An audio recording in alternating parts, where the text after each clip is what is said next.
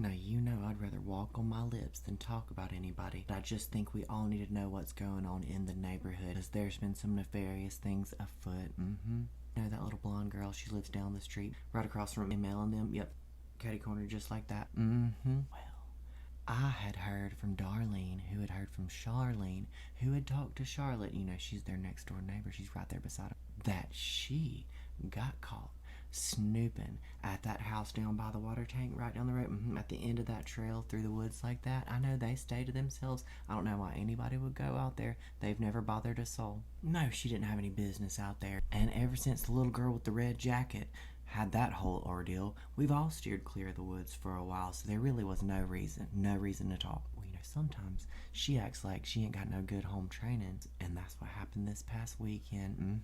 Yep. No, they didn't have to call the police. They decided not to press charges, but do you know what they found? They found their house in a wreck after she got done with it.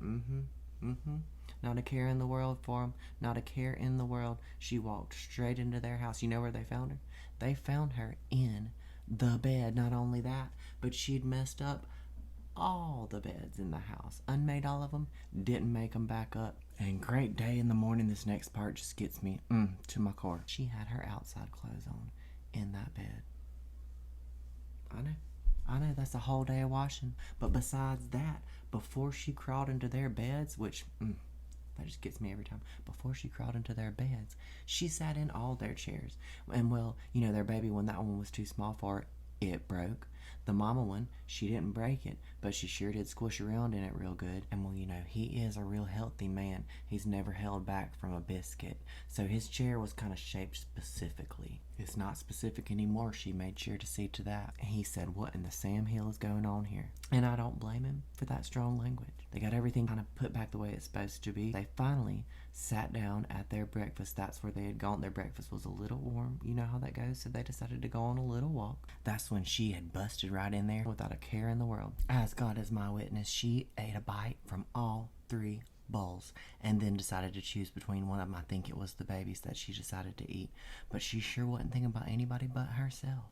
And that's what they sat down to. Leftovers from somebody else for breakfast. And you know what's even worse? They caught her in that bed right asleep, and that was a big startle for her. She was quite startled. And would you believe she got to clutching her pearls, acting like she was a victim, being scared by this family standing around her. That is sort of what I expect from her family. Her mom has never done a thing wrong in her entire life. When she finally realized what was going on, she didn't even stick around to explain herself. She bolted straight out the door, left it open like she's raised in a barn. That's right, right here in the middle of mosquito season. Let all them bugs come in. And sprinted right back home to her daddy. And you know that her daddy's good for nothing. I know it.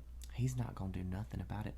She's just as spoilt as he was, and she's got him wrapped around her little pinky finger. He'll do whatever she says. She went home and told him that they were bothering her. And of course, he stood by her the whole time. I haven't heard him admit her wrongdoings yet.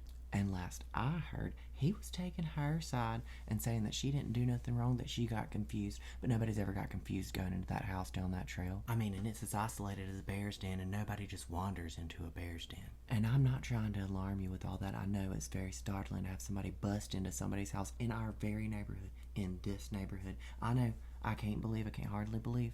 I never even. But I was just thinking, we might have to start locking our doors around here. And can you imagine? That's just not the lifestyle I was looking for. Lord of mercy. That sounds like something out of a horror movie. I know, I was afraid to tell my mama and them, because she's in charge of the junior miss this year. And you know, she's eligible. She's eligible doesn't mean she's gonna get it. And I think now we kind of know it's not gonna be her this year unless she pulls out a real good talent. If she pulled out a real good talent, maybe. She is real pretty. She is real pretty. But my Lord, at her manners, Well, now she's been in that house with her daddy all afternoon. She hadn't come out once, but when she does, I'm going to have a talking to with her. We're going to have a come to Jesus meeting. Because listen, we're not going to have this whole neighborhood in a come apart over this one little incident. Now listen, I've held you for too long. I don't want to hold you up from your washing and your doings. So I'm going to let you go so I can run over to Maybelline's and discuss it with them. I know it. You know what we can do? We're going to put her on the prayer list. That's what we're going to do. We're going to get her and her mama and her daddy on that prayer list, and we're going to all come together to uplift them as a family. All right, I'm going to holler at you later. Tell your mama and them to stop by. I've got some tomatoes in the back. You know I don't need them.